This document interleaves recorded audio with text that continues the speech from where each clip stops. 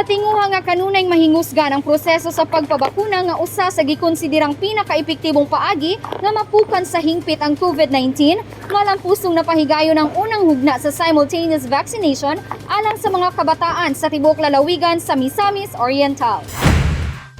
Parte sa mensahe nga gipaabot ni Provincial Health Officer ug PIATF Chief Dr. Jerry P. Kalingasan atol sa sinimanang pagpakayab sa nasudnong bandila niadtong Nobyembre 8, 2021 ang latest update sa implementasyon sa vaccination rollout.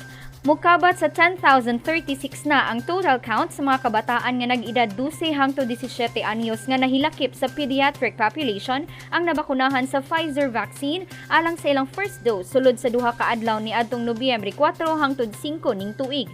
Lakip sa maong ihap ang narehistro nga 564 ka mga vaccinees nga gilangkuban sa mga anak ug mga pag-umangkon sa empleyado sa Kapitolyo nga malampusong natupukan mismo sa vaccination site sa Provincial Capitol grounds. Dugang impormasyon nga gibatbat ni Dr. Kalingasan nga mahitabo ang laing round sa vaccination sa mosunod semana nga ilang pagakumpirmahon sa Nobyembre 15 alang sa insaktong pitsa niini.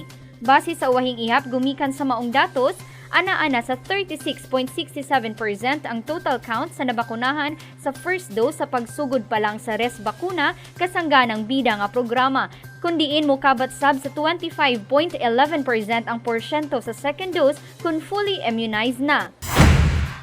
Tuig kapina ang pakigbatok sa lokal nga panggamahanan sa Misamis Oriental niini makamatay nga sakit sa COVID-19 ug subay niini nga aron mapanalipdan ang katawhan, walay puwas ang pagpahigayon karong panahuna sa kasangganang bida kun res bakuna vaccination rollout process. Kauban si Andy Pakamalan si kamera, ako si Lambor Regian Amor Maygay. Alang si limpyog matarong nga panggobyerno, padayon Pilipino.